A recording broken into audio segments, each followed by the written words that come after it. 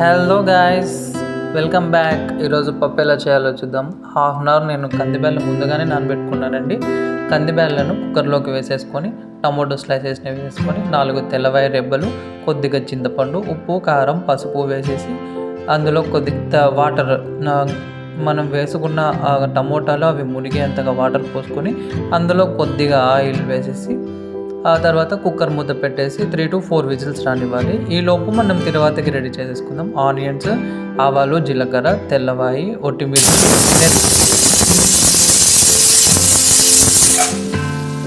ఇలా 3 to 4 whistles వచ్చాక ఆపేసి అందులో ఉన్న గ్యాస్ మొత్తం తీసేసి ఆ తర్వాత అందులో ఉన్న కట్టుని కొద్దిగా పక్కకి తీసేసి తర్వాత మనం దాన్ని నున్నగా ఎనుక్కోవాలి. మరీ అంత నున్నగా ఉన్నా కూడా టేస్ట్ అంత బాగుంటుంది. కొద్దిగా లైట్గా అట్లా బ్యాల్ కనిపించేట్టుగానే ఎనుక్కోవడం చాలా బాగుంటుంది టేస్ట్. ఆ తర్వాత మనం ఒక ప్యాన్ పెట్టేసుకొని ప్యాన్లో ఆయిల్, తర్వాత ఆవాలు, జీలకర్ర అవి కొద్దిగా కొంచెం ఏగిన తర్వాత ఆనియన్స్ వేసేసుకుంటే సరిపోతుంది. ఆ తర్వాత ఒట్టిమిర్చి, తెల్లవాయి వేసుకొని బాగా బ్రౌనిష్ కలర్ రావాలండి. కొంతమంది తొందరగా తీసేస్తారు, అట్లా తీసేస్తే టేస్ట్ బాగుండదు. సో అవి బాగా గోల్డెన్ కలర్ వచ్చే తర్వాత తీసేసుకొని ఆ తర్వాత పప్పులోకి వేసేసుకొని తింటే ఉంటుందండి.